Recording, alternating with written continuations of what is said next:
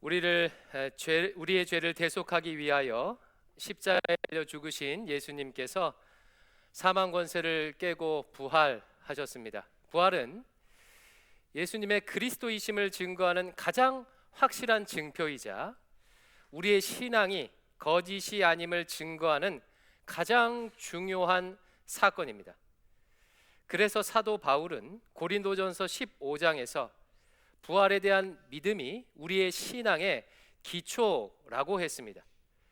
이 기초가 무너지면 다 무너지는 것이고, 기초가 바로 세워져야, 튼튼해야 신앙의 집이 견고하다는 뜻이지요. 그래서 여러분, 문제가 하나 있습니다. 예수님의 제자들은 부활하신 주님을 직접 눈으로 보고 만났기에 주의 부활을 확신했지만, 그 이후 사람들, 즉 우리 같은 후세대들은 부활하신 주님을 직접 눈으로 볼 수 없습니다. 우리 같은 사람들은 부활을 목격한 사람들의 증언을 통해, 즉 성경을 보고 믿을 수밖에 없어요. 때문에 의심이 들 수도 있습니다. 진짜 예수님이 부활하신 게 맞는가? 증인들이 거짓말하는 건 아닌가? 성경이 다른 신화에서 보고 베낀 것은 아닌가? 이런 의문이 들 수 있습니다. 약 AD 90년경 이후부터 이와 같은 의심이 신앙 공동체에서 일어났습니다. AD 90년이면 예수님이 승천하신 지 약 60여 년이 지난 시점이고, 예수님을 직접 보았던 제자들도 거의 다 죽고 사도 요한 정도만 남아있던 시점이었어요.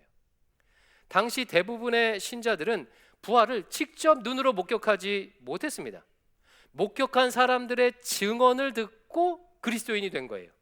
이런 상황에서 유대 기독교 공동체에 위기가 찾아왔습니다. AD 90년에 유대 지도자들이 얌니아 회의라는 종교 회의를 열었고, 여기서 예수 믿는 유대인들을 출교하기로, 공동체에서 쫓아내기로 공식적으로 결정을 해요. 이때부터 유대 기독인들은 유대 공동체에서 쫓겨나 사회적으로 경제적으로 큰 타격을 입었습니다. 이러다 보니까 배교하는 일, 다시 유대교로 돌아가는 일이 일어났어요. 그런 사람들도 생겼습니다. 또 믿음이 흔들려서 근본적인 질문을 던지는 사람들도 생겨났어요. 주님의 제자들은 부활하신 예수님을 직접 눈으로 보고 만났으니까 저렇게 순교하는 것도 가능했지, 그분을 직접 만나지도 않은 우리에게 이런 희생을 요구해도 되는 거야? 제자들처럼 나도 부활하신 주님이 내 앞에 직접 나타나셨다면 더 확실히 믿었을 거 아니야? 더 충성할 수 있었을 거 아니야? 라는 질문을 던지는 사람이 생겼습니다. 여러분, 충분히 이해가 되지요? 요한복음은 바로 이런 상황이 있는 유대 기독인들을 대상으로 쓰여진 복음서예요. 그래서 요한복음이 부활과 관련해서 특별히 도마에 관한 이야기를 기록하고 있는 것입니다. 안식 후 첫날 저녁이었어요. 제자들이 다락방에 모여 있을 때 부활하신 주님이 제자들에게 직접 나타나셔서 자신의 모습을 보여주셨습니다. 그런데 마침 그 자리에 도마가 없었어요. 20장 24절 말씀, 12제자 중에 하나로서 디드모라 불리는 도마는 예수께서 오셨을 때에 함께 있지 아니한지라. 주님을 만난 제자들은 나중에 나타난 도마에게 예수님의 부활 소식을 전했습니다. 도마, 도대체 어디 있다가 이제 온 거야? 우리 예수님께서 우리에게 찾아오셨어. 예수님께서 정말 약속대로 부활하셨어. 20장 25절, 다른 제자들이 그에게 이르되 우리가 주를 보았노라 하니 도마가 이르되, 여기서부터 같이 읽어볼게요. 내가 그의 손에 못자국을 보며 내 손가락을 그 못자국에 넣으며 내 손을 그 옆구리에 넣어보지 않고는 믿지 아니하겠노라 하니라. 자네들, 그동안 나랑 그렇게 오래 함께 지내고서도 내가 어떤 사람인지 몰라? 내 눈으로 직접 보고 내 손으로 직접 만져보기 전까지는 나는 믿지 않을 거야. 그렇습니다. 도마는 감정적으로 뭔가를 결정하는 사람이 아니었어요. 그는 합리적이고 이성적으로 생각하기를 좋아했고 합당한 근거가 있어야 움직이는 사람이었습니다. 요한복음은 이런 도마의 모습을 강조하죠. 요한복음 11장에 보면 예수님께서 죽은 나사로를 살리기 위해서 다시 유대 땅으로 가시는 내용이 나옵니다. 그런데 당시는 유대인들이 예수님을 잡으려고 혈안이 되어 있던 시점이었어요. 얼마 전에 유대 땅을 떠나온 것도 그들을 피해서 떠나온 거예요. 그런데 예수님이 다시 거기로 가겠다는 거예요. 제자들이 다시 유대 땅으로 가시는 주님을 만류했으나 주님은 기어코 가십니다. 그러자 도마가 이렇게 말해요.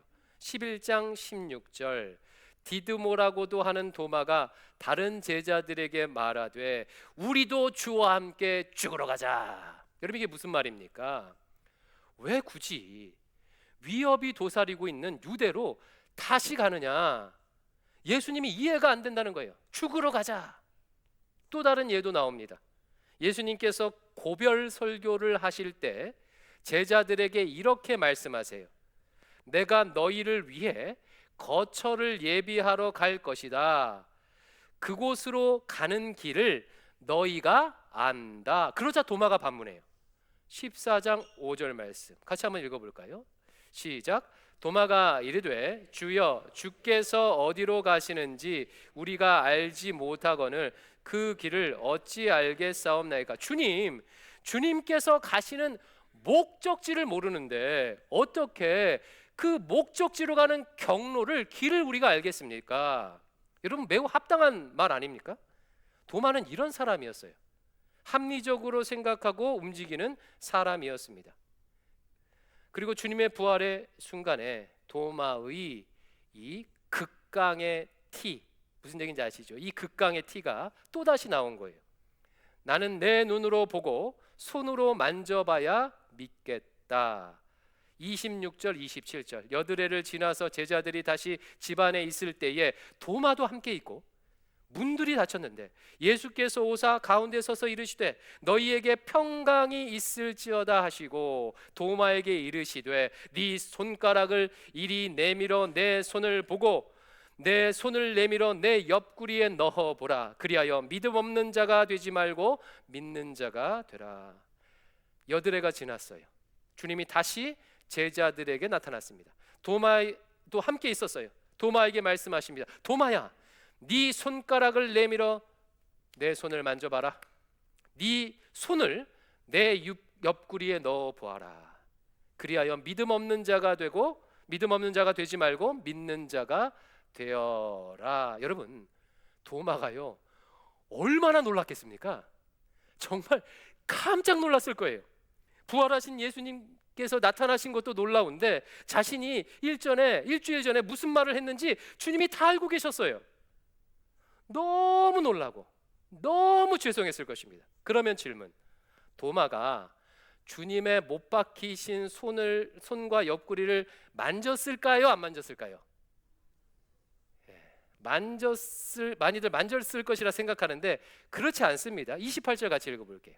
시작. 도마가 대답하여 이르되 나의 주님이시요 나의 하나님이시니이다. 그래도 염치는 있지요. 도마는 주님을 만지는 대신에 주님을 향해 주님은 나의 주님이십니다, 나의 하나님이십니다 라고 고백했습니다. 그러면 여러분, 오늘 본문은 이 도마의 일화를 통해서 무엇을 우리에게 말하려고 하는 것일까요? 주님의 부활에 대해서 의심하지 말고 질문하지 말고 무조건 믿어라, 이런 뜻일까요? 실제로 교회 역사를 보면 이 도마의 이야기를 근거로 의심하는 것, 질문하는 것은 불신앙이니 무조건 믿으라고 강조하던 시기가 있었습니다. 유럽에 종교 개혁이 일어나자 로마 카톨릭 교회가 위협을 느꼈어요. 그래서 로마 카톨릭 교회가 이 미술가들을 동원해서 도마에 대한 그림을 대거 제작해서 배포하도록 했어요. 왜 그랬겠습니까? 로마 교회를 의심하지 말아라, 질문하지 말고 믿어라, 그냥 제발 좀 믿어라 라는 뜻이지요. 그래서 17세기에요 이 장면에 대한 그림이 유럽 사회에 많이 나옵니다. 그러나 본문은 의심하지 말라, 질문하지 말라는 것을 교훈하려는 내용이 아니에요. 만약 본문이 의심과 질문은 잘못된 것이라고 말하려고 했다면 내용이 이런 식으로 진행돼서는 안 돼요. 만약 의심 자체가 잘못됐다면요, 유대인들의 세계관 속에서는 이런 식으로 진행이 돼야 됩니다. 도마는 의심을 했으므로 주님이 나타나실 때까지 8일 동안 말을 하지 못하더라 라든가, 혹은 도마는 의심을 했으므로 주님이 그에게는 자신의 모습을 보여주지 아니하였더라가 돼야 됩니다. 도마의 의심이 문제였다면 의심하는 자를 징계하는 것이 이게 유대인들의 사고관이에요. 과거 세례 요한의 아버지 사가랴가 천사의 말을 의심했더니 세례 요한을 낳을 때까지 어떻게 됐죠? 말을 하지 못했어요. 이렇게 돼야 된다는 거예요. 그러나 이 경우, 도마의 경우는 좀 다릅니다. 오히려 주님은 만져봐야 되겠다고, 만져봐야 믿겠다고 했던 도마에게 나타나셨어요. 자, 주님께서 나타나시는 장면을 묘사하는 내용인데 두 구절을 한번 비교해 볼 거예요. 첫 번째 19절 말씀은 제자들에게만 먼저 나타나셨을 때, 그리고 26절 말씀은 도마도 있을 때 나타날 텐데 말씀 띄워주십시오. 자, 두 구절이 어떻게 차이가 있는지 비교해 보세요. 같이 한번 읽어볼게요. 시작. 이날 곧 안식일 후 첫날 때 저녁 때 제자들이 유대인들을 두려워하여 모인 곳에 문을 닫았더니 예수께서 오사 가운데 서서 이르시되 너희에게 평강이 있을지어다. 이게 제자들만 있을 때. 자, 도마도 있을 때 26절 시작. 여드레를 지나서 제자들이 다시 집안에 있을 때에 도마도 함께 있고 문들이 닫혔는데 예수께서 오사 가운데 서서 이르시되 너희에게 평강이 있을지어다 하시고. 여러분, 두 구절이 차이가 있습니까? 도마가 있었다는 것, 그 자리에 있었다는 것 외에는 차이가 하나도 없어요. 10명의 제자들에게 나타나셨을 때나 도마가 있을 때 나타나셨을 때의 내용이 똑같습니다. 이는 주님께서 도마를 위해서 같은 일을 다시 반복했다는 것을 의미해요. 두 번째 나타나심은 순전히 도마를 위한 나타남이라는 뜻입니다. 그러므로 이 본문을 처음 읽었을 1차 독자였던 유대 기독인들, 지금 상황적으로 위기를 겪고 있던 유대 기독인들에게 이 기독인들은 이 부분을 보고 큰 은혜를 받았을 거예요. 의심하는 도마를 위해서 주님께서 다시 한번 찾아와 주시네. 주님께서 도마의 의심을 다 풀어주시네 라고 하며 감격했을 것입니다. 대사도 도마도 이렇게 의심하는 순간이 있었구나. 이런 도마를 주님은 징계하지 아니하시고 그 의심을 풀어주셨구나. 나의 의심도 풀어주시겠구나 라고 생각했을 것입니다. 사랑하는 성도 여러분, 믿음의 여정에서 의심을 가지는 것, 질문을 가지는 것은 결코 이상한 일이나 해서는 안 되는 일이 아닙니다. 보지 못했는데, 만나지 못했는데 어떻게 자연스럽게 믿을 수 있단 말입니까? 도마를 제외한 10명의 제자들이 예수님의 부활을 믿은 이유는 뭐죠? 그들이 도마보다 믿음이 좋아서인가요? 아니잖아요. 부활하신 주님이 그들을 찾아와서 먼저 만나 주셨기 때문입니다. 그들도 눈으로 보았기에 부활을 믿은 것입니다. 때문에 이 말씀은 결코 도마처럼 의심하지 말라라고 하는 게 아니에요. 의심하는 도마를 찾아와 만나 주셨던 것처럼 주님께서 의심하는 내게도 찾아와 만나 주시고 내 질문에 응답하시겠다는 뜻입니다. 저는 MBTI로 하면, 성격 검사로 하면요, 도마처럼 아주 극강의 T입니다. 제가 굉장히 이렇게 따뜻한 사람인 줄 알지만 이성적이에요. 아주 이성적입니다. 그런데 저는요, 하나님의 존재에 대해서는요 한 번도 의심해 본 적이 없어요. 저는 엮이는 가정에서 태어났다가 보니까 어렸을 때부터 부모님을 의지할 수 없어서 대신에 하나님만을 의지했습니다. 부모님이 다툴 때마다, 아버지가 주사를 부릴 때마다 이불을 뒤집어 쓰고 하나님만을 의지하면서 기도했어요. 이러다 보니까 제게 하나님은요, 그냥 항상 내 옆에, 항상 나와 함께 하시던 분이셨어요. 그래서 저는 하나님의 존재에 대해서는요, 의심해 본 적이 없습니다. 하지만 신앙생활을 하면서 궁금한 거, 질문이 생기는 거, 의심이 들었던 것들이 한두 가지가 아니었어요. 하나님이 선하시고 하나님이 살아계시고 전지전능하시다면 악은 왜 존재하는 걸까? 임진왜란 때 조선에 쳐들어온 소서행장은 기독교 신부를 데리고 조선에 쳐들어올 만큼 믿음이 좋았다고 했는데, 그러면 예수 믿는 소서행장은 나중에 죽어서 천국 가고 예수님을 믿지 않는 이순신 장군은 지옥에 간단 말인가? 이게 말이 되는가? 평범하게 살면서 소소한 죄를 짓고 죽은 자가 예수님을 안 믿었다고 지옥불에서 영원히 고통받아야 하는 것이 정의로운 일인가? 이런 하나님을 사랑의 하나님이라고 할 수 있는가?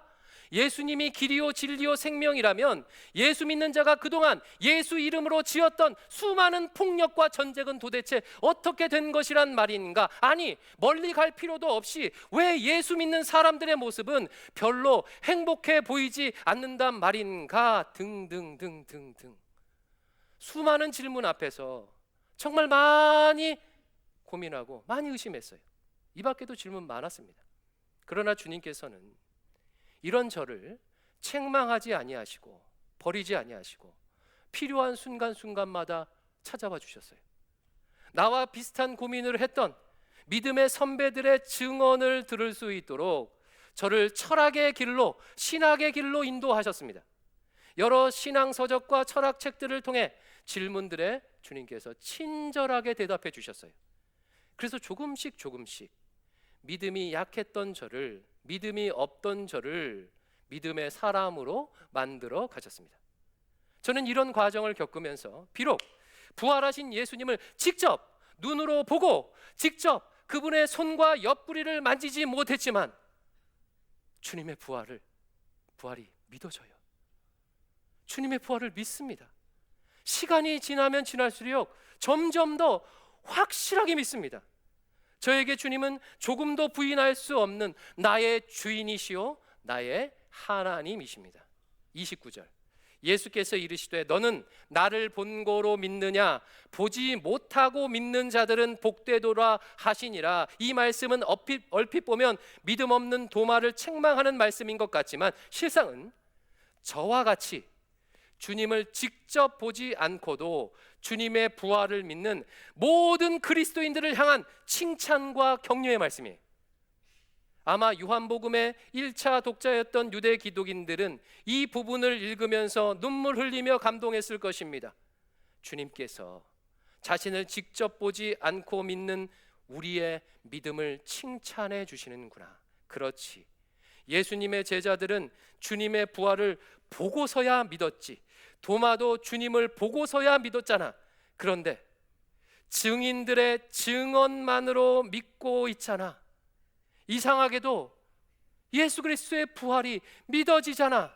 우리의 믿음이 복된 믿음이구나 라고 하며 감사했을 것입니다. 그러므로 사랑하는 성도 여러분, 신앙의 여정 가운데 찾아오는 의심과 질문들을 이상하게 여기지 마십시오. 그것을 잘못된 것이라 생각하지 마십시오. 내게 의심이 든다는 것은 주님께서 더 큰 믿음을 주시겠다는 사인입니다. 내게 질문이 생긴다는 것은 주님께서 대답해 주시겠다는 사인이에요. 그러므로 무엇이든지 주님 앞에 마음껏 질문하시고 주님께 답을 구하십시오. 주께서 도마를 찾아와 주셨던 것처럼 반드시 찾아와 주실 거예요. 그런데 이때요, 여러분 주의해야 할 것이 하나 있습니다. 질문하고 의심하는 것 괜찮지만 가능성을 열어놓고 의심하고 가능성을 열어놓고 질문해야 해요. 쉽게 말해서 합리적으로 질문해야 합니다. 저는 조금 전까지 도마의 의심이 당연한 것처럼 말씀드렸는데요, 그렇다고 도마가 전혀 문제 없었던 것은 아니겠지요. 본문에도 보듯이 주님은 그를 믿음 없다고 책망하셨어요. 그러면 여러분 보시기에 도마의 문제는 뭐였던 것 같습니까? 그러니까 의심하는 것 자체는 문제가 안 되는데, 그렇다면 도마의 지금 문제는 뭐였던 것 같습니까? 역설적이게도 합리적이지 않다는 것이 도마의 문제였어요. 역설적이게도 도마는 자신의 눈으로 보고 직접 만져봐야 믿겠다고 했지만, 사실은요, 그 전에 동료 제자들의 증언에 먼저 귀를 기울였어야 했습니다. 여러분 한번 생각해 보십시오. 10명의 제자들이 이구동성으로 주님을 보았다고 증언하고 있어요. 그들의 얼굴은 상기되어 있고 그들이 증언하는 내용은 직접 본 것이 아니라면 말할 수 없는 내용들입니다. 한 명이 아니라 자신을 제외한 모두가 같은 이야기를 하고 있습니다. 그리고 이 제자들은 3년 반을 도마와 함께 동락했던 사람들이에요.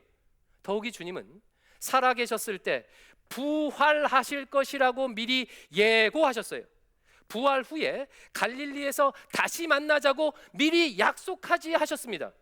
여러분, 그러면 어떻게 도마가 반응하는 것이 합리적이겠습니까? 주님의 부활에 대한 가능성을 열어놓아야 하지 않겠어요? 그것이 합리적이에요. 제가 오래전에 어떤 비신자분과 대화를 한 적이 있습니다. 제가 아는 청년 자매의 남자친구인데 이 기독교 신앙에 대해서 질문이 많다고 해서 그 자매가 혹시나 해서 저를 소개시켜 준 거예요. 근데 제가 막상 만나보니까 질문이 많다고 했는데 별로 질문이 없었습니다. 그 이유는 뭐냐면요, 그 청년은 신은 인간이 만들어낸 인간의 산물이라고 철떡같이 믿고 있었어요. 철떡같이 믿고 있었습니다. 미지의 자연에 대한 두려움 때문에 인간이 신을 만들어냈다고, 미래에 대한 불안 때문에 신을 만들어냈다고 믿고 있었어요. 근데 문제는 이 결론을 조금도 바꿀 생각이 없었습니다. 그 질문이 거기 멈춰 있는 거예요. 제가 무슨 말을 해도 인간의 두려움 때문이다, 불안 때문이라 라고 했습니다. 결국 대화가 오래가지 못했습니다. 물론 제가 제대로 변증하지 못한 책임이 있을 것입니다. 하지만 그래도 한번 생각해 보십시오. 영화 한 편을 보는 일도 사람마다 여러 이유가 있을 수 있지 않겠습니까? 어떤 사람은 내가 좋아하는 배우가 나와서, 마침 공짜표가 생겨서, 어떤 사람은 데이트하려고, 평점이 높아서 등등 간단한 영화 한 편 보는 일들도 사람마다 이유가 많은데, 지금도 인류의 90%가 신의 존재를 믿고 있는 상황에서 인간이 신을 믿는 이유를 단지 단 하나, 한 단어, 두려움 때문이라고 규정한다면 이것을 합리적이라고 할 수 있겠습니까? 과학으로 신의 존재를 증명할 수 없는 것처럼 반대로 신이 없다는 것 역시 과학이 증명할 수 없다면 가능성을 열어놓는 것이 합리적 아니겠습니까? 임마누엘 칸트와 같은 위대한 비기독교 철학자가 도덕은 신의 존재를 요청한다라고 하면서 신의 존재의 가능성을 열어놓았다면, 혹은 수많은 철학자들이 신의 존재를 말한다면 혹시 어떤 이유가 있지 않을까라고 생각하는 것이 합리적입니다. 심지어 과학마저도 4차원을 넘어서서 11차원까지 존재할 수 있음을 논리적으로 밝혀냈다면 우리가 3차원의 언어로, 시공간의 언어로 다 설명할 수 없는 또 다른 세상에 대한 가능성을 열어놓는 것이 합리적입니다. 내가 직접 보고 만져야 믿겠다는 것은 합리적인 것 같으나 세상을 내 이해와 내 감각과 내 인식의 한계 안에 가두어 놓는 일종의 맹신입니다. 그러므로 가능성을 열어놓고 질문하십시오. 인간은 누구나 다 확증 편향성이 있어서 보고 싶은 것만 보고 듣고 싶은 것만 듣게 되지요. 이거는 종교인뿐만 아니라 비종교인도 마찬가지입니다. 가능성을 열어놓고 질문하십시오. 그래야 주님이 찾아와 주실 때 듣고 볼 수가 있습니다. 놀랍게도 요한복음은 도마의 신앙 고백과 함께 마칩니다. 요한복음은 21장까지 있지만 이 21장은요 부록과 같은 부분이에요. 부록과 같은 부분. 요한복음은 실질적으로 20장에서 마칩니다. 요한복음의 실질적인 마지막 절을 우리 같이 한번 읽어보겠습니다. 31절 같이 읽습니다. 시작. 하나님의 아들 그리스도이심을 믿게 하려 함이요 또 너희로 믿고 그 이름을 힘입어 생명을 얻게 하려 함이니라. 요한복음의 기록 목적을 밝히고 있지요. 요한복음은 예수님께서 하나님의 아들 그리스도이심을 믿게 하는 목적으로 쓰여졌다는 거예요. 그 이름을 힘입어 생명을 얻게 하기 위해서 기록되었다는 거예요. 놀랍게도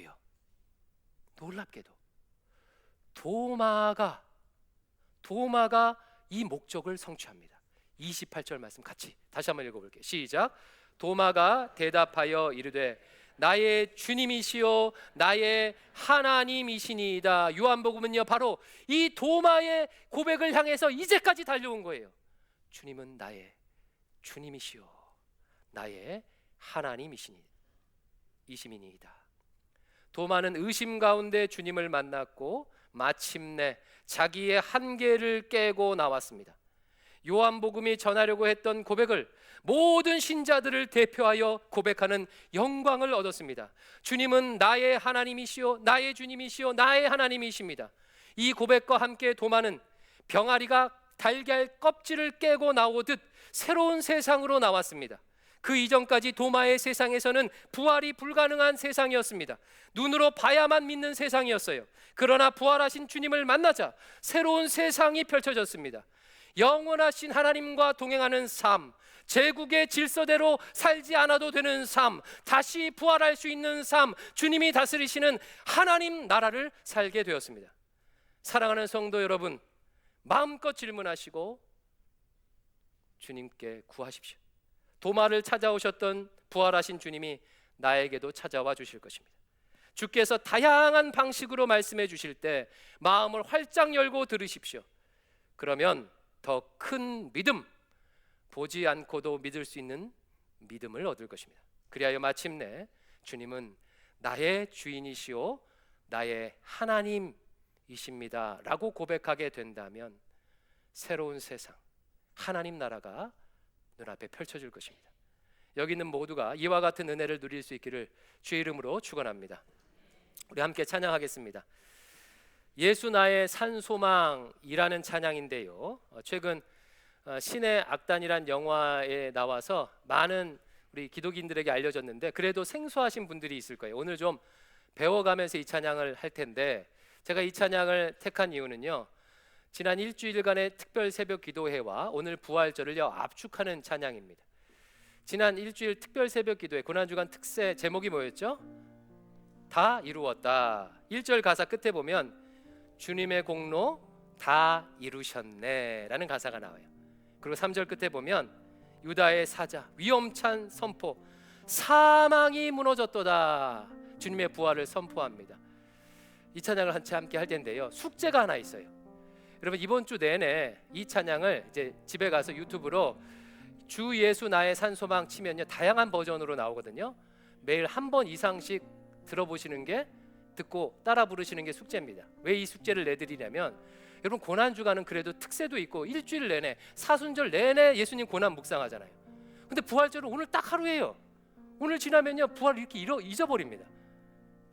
너무나도 중요한 사건인데 부활절을 기념이 너무 짧아요. 그래서 이번 주 일주일 동안 이 찬양을 듣고 보고 따라 부르면서 예수님의 부활을요 충분히 가슴에 새기고 충분히 은혜를 누렸으면 좋겠어요. 우리 같이 배우면서 찬양하겠습니다.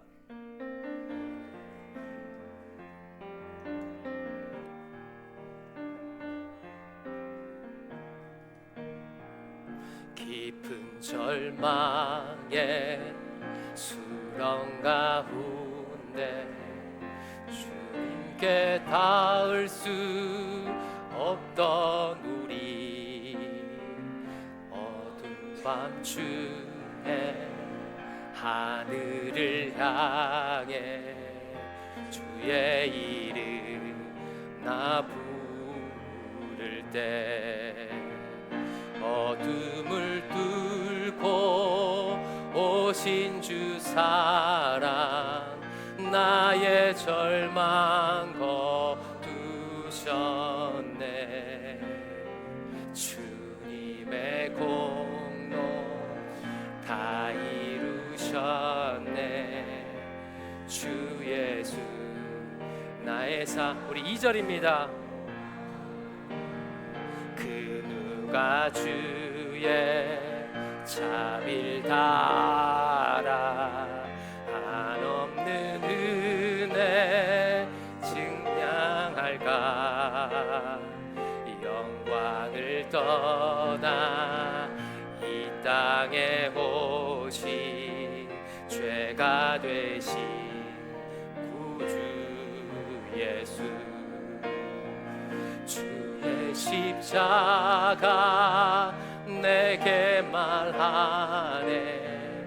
영원히 난 용납됐네.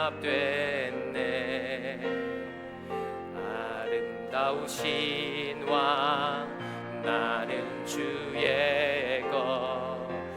그리스도 나의 산소. 할렐루야